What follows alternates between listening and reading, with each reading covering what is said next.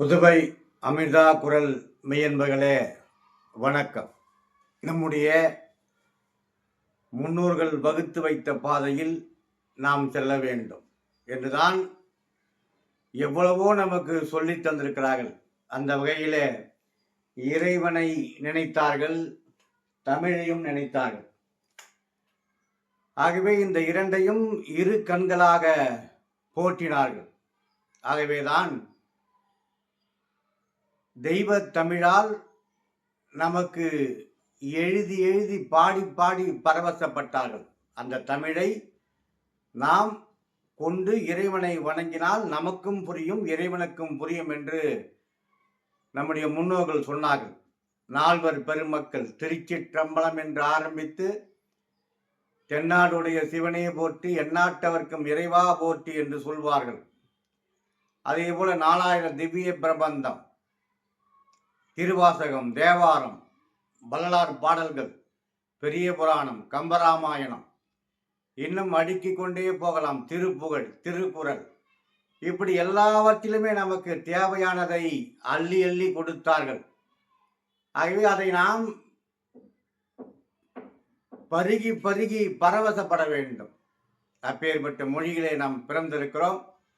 ஆகவே அனைவருக்கும் இனிய பொங்கல் திருநாள் புத்தாண்டு வாழ்த்துக்களை தெரிவித்துக் கொள்கிறேன்.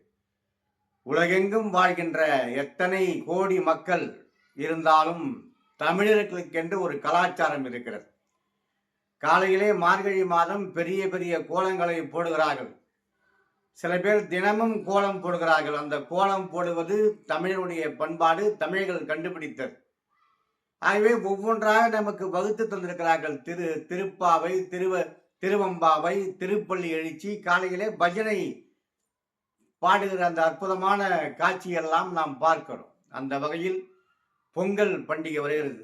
மீண்டும் அனைவருக்கும் பொங்கல் வாழ்த்துக்களை தெரிவித்துக் கொள்கிறேன். நமக்காக தந்திருக்கிறார்கள். போகி பழையன கழிதலும் புதியன பூதலும், தை பிறந்தால் வழி பிறக்கும் என்று சொல்லி போகி கடுத்தது எல்லாவற்றையும் பழையன கழிய வேண்டும், புதியன புக வேண்டும். கவலைப்பட்டு கொண்டிருக்காதே, தை பிறந்தால் வழி பிறக்கும் என்ற நம்பிக்கை நமக்கு ஊட்டினார்கள்.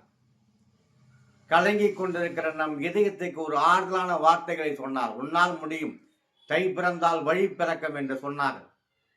பொங்கல், அனைவரும் பொங்கலை கொண்டாட வேண்டும். எல்லோரும் மண் பாண்டத்தில் செய்வதற்கு நாம் பழகி கொள்ள வேண்டும். மண் பாண்டம், புது அரிசி, வெல்லம், கரும்பு, இன்னும் என்னென்ன இருக்கிறதோ அந்த மா இலை, அதே போல மஞ்சள் துண்டு, மஞ்சள் கயிறு, இதெல்லாம் அந்த பானையிலே கட்டி பாலை ஊற்றி பொங்கி சூரிய பகவானுக்கு படைத்தார்கள். ஆகவே அதை மண்பாண்டம் வாங்குகின்ற போது ஒரு தொழிலாளி, மண்பாண்டம் செய்கிற தொழிலாளி வாழ்க்கையிலே வளம் பெறுவார். அதே போல வேட்டி சட்டை அணிந்து கொள்ள வேண்டும். தாய்மார்கள் கைத்தறி ஆடை, காட்டன் புடவைகளை கையால் நெய்கிற அந்த புடவைகளை அணிந்து கொள்ள வேண்டும். இதெல்லாம் நம் பரம்பரையாக செய்து கொண்டு வந்தார்கள். அப்படி செய்தால் நம்முடைய பொருளாதார வளர்ச்சி ஏற்படும். அவருடைய வாழ்க்கை மண்பாண்டம் செய்கிறவர்களுக்கு, கைத்தறி நெசவாளர்களுக்கு, விவசாயிகளுக்கு எல்லாம் ஒரு சிறப்பை தரக்கூடிய தை பொங்கல் வாழ்த்துக்களை தெரிவித்துக் கொண்டு, அத்தனை பேரும் நாம் சிந்திப்பது ஒன்றே ஒன்றுதான். தமிழை நன்றாக தெரிந்த காரணத்தினால்தான் அவர்களால் இறைவனை வணங்க முடிந்தது. ஆகவே தமிழ் முக்கியம் கொடுத்தார்கள். அடுக்கு மொழியிலே பாடல்களை ஏற்றிருக்கிறார்கள்.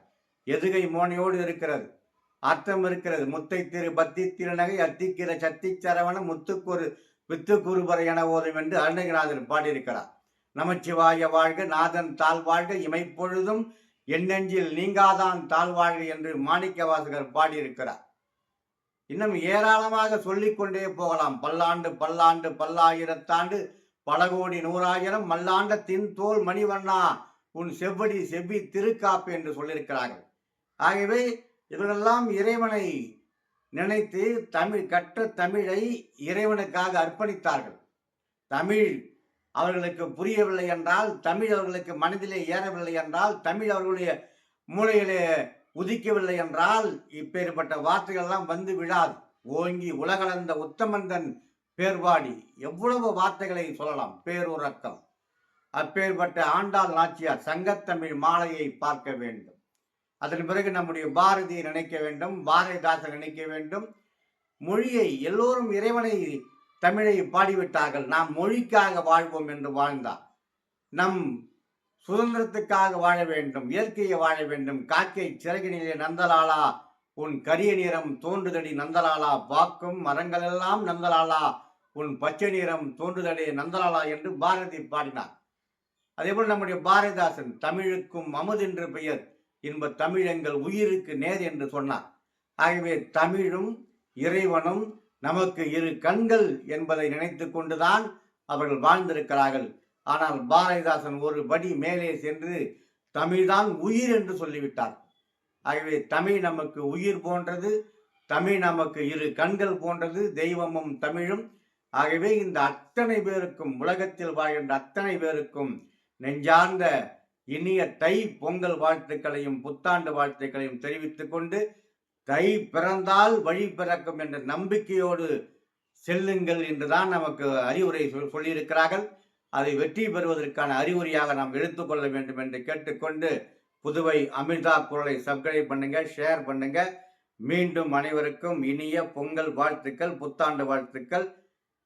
வணக்கம்.